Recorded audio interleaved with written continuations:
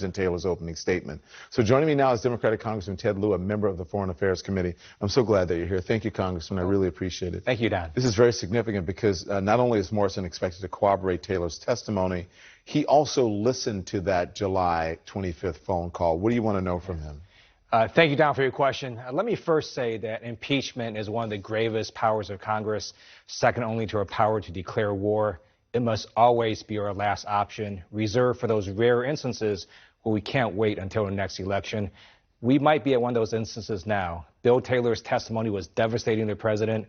We expect Morrison to corroborate parts of it, and Bill Taylor essentially laid out a quid pro quo between the Trump administration and the president with the Ukrainian leader. The caveat you said was pretty ominous, pretty serious. So do you think that you have enough evidence to impeach the president now?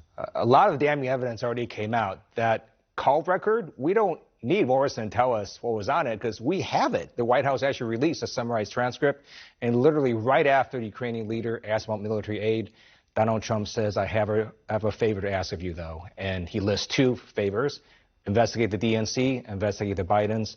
We have text messages from Volker that show that's what U.S. diplomats understood. We have Bill Taylor's opening statement that walks it through in excruciating detail. This is all very damning for the president. So then the question that people at home are saying, then what are you waiting on? I'm a former prosecutor. You want to make sure that as long as witnesses are coming in and giving you important information, that you keep interviewing them. We're going to have public hearings likely in November. So we hear from, Bill Taylor's opening statement was released, right? And we're hearing from some folks that, well, this was very damaging. Obviously, what he said was very damaging. And then you get Republicans who come on the air, or they, in a press conference or in a briefing, what have you, and says, well, Bill Taylor was completely undercut by the Republicans who questioned him, and that this is hearsay and what have you. What do you say to them? Those Republicans are not telling the truth. I was there for his testimony. It was riveting.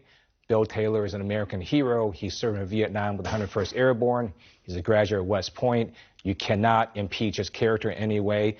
And his evidence was absolutely devastating to the President of the United States. What was the reaction to Republicans who were in that meeting?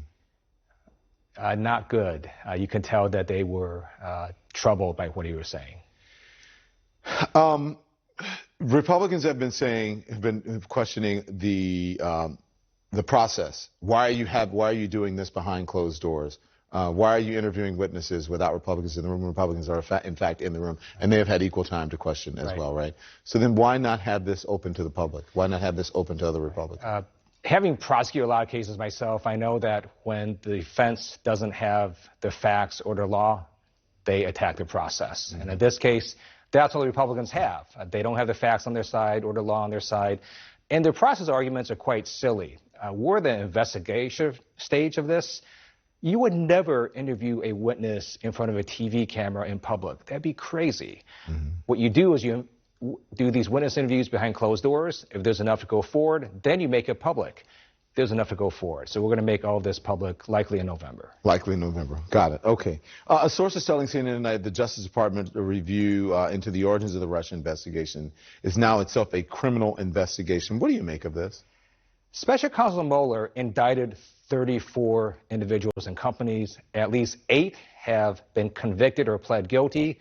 He found that Russia systematically and sweepingly interfered in our U.S. elections. What Bill Barr is now trying to do is essentially tell the American people none of that should have happened. It is deeply troubling what Bill Barr is doing, and so we'll see what this results in.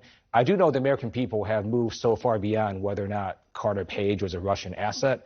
The American people focus on this Ukrainian scandal that is very devastating to the president. Why are you so troubled by what Bill Barr is doing? You think he's acting as a partisan and the attorney for the president rather than Attorney General of the United States? Absolutely. His memo before the special counsel's report was released is incredibly misleading. When history looks back on it, you'll know that he misled the American people.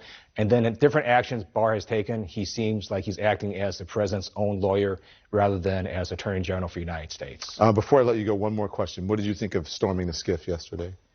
I thought that was a stunt because Republicans are trying to change the narrative. It is no coincidence that they did that the day after Ambassador Bill Taylor's devastating testimony about the President of the United States.